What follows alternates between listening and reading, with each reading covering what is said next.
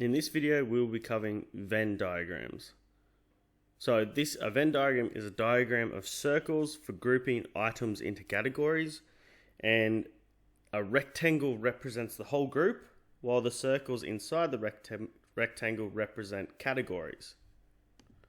If parts of categories or items overlap with these, they're placed in the intersection of the circles, which is just the overlapping region. We also have and versus or kind of events.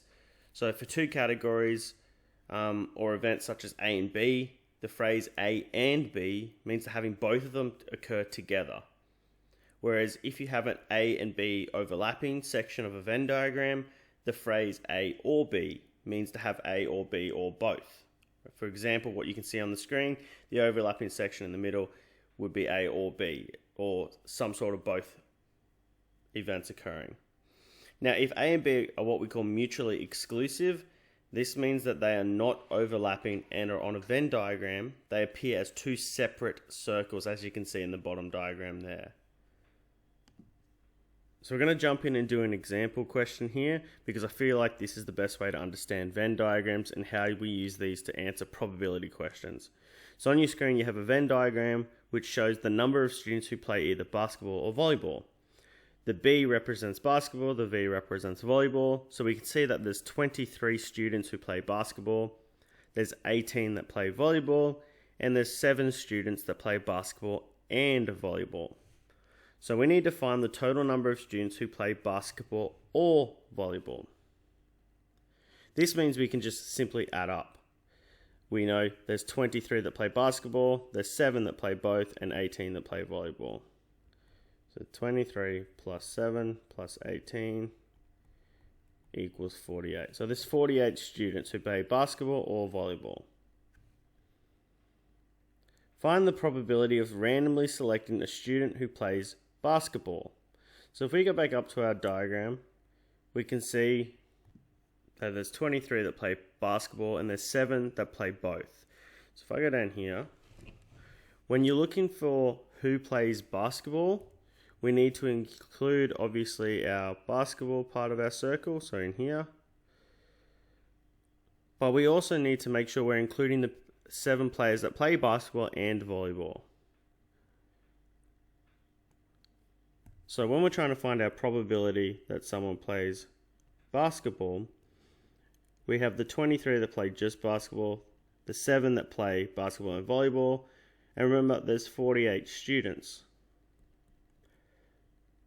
So this becomes 30 over 48. And remember to simplify your fractions, and this becomes 5 over 8. So the probability of selecting a random student who plays who plays basketball, doesn't matter what else, just basketball, is 5 over 8. So find the probability of randomly selecting a student who plays basketball and volleyball. So it's good if we put the diagram back in here. So if we're looking at this diagram again, we need to select a student who plays basketball and volleyball, which remember is our center part.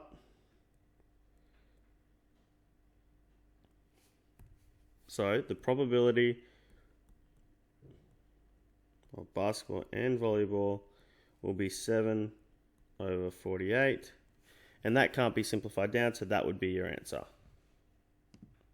Now if we go to the next question, of the students who play volleyball, find the probability of selecting a student who also plays basketball. So we're limiting the students we're even looking at. So to start with, we're only looking at players who play volleyball. So that means we're only looking at this circle. All right, they have to play volleyball, all right, to be considered. Next, we're saying, well, of those who play volleyball, who plays basketball as well? So if I change this color, it means we're looking in this section here, because these are the students who play volleyball but also play basketball. So our probability that they play basketball given that they play volleyball is going to be, well, how many play volleyball and basketball? 7. How many students play volleyball altogether? 25. And that would be your answer, because that can't be simplified down. So with that one, it's a little different. We're looking at a restricted area first. We're not even considering the students who only play basketball. Alright, so to end the video, we'll do a quick recap. Remember, a Venn diagram is a diagram of circles for grouping items into categories. The rectangle represents the whole group, so if you have a number in there that's not in the circles, that's separate to the circles, they're not in a category. Now, items that are common to two or more categories are placed in the intersection. So if we look at our example that we did, remember, basketball was outside. There's 23 students that just play basketball. There's 18 students that just play volleyball, but there's 7 students that play basketball and volleyball. All right. When solving probability questions using Venn diagrams, as you saw in my example, I used colors to identify which sections I'm looking at. If that is useful for you, do that.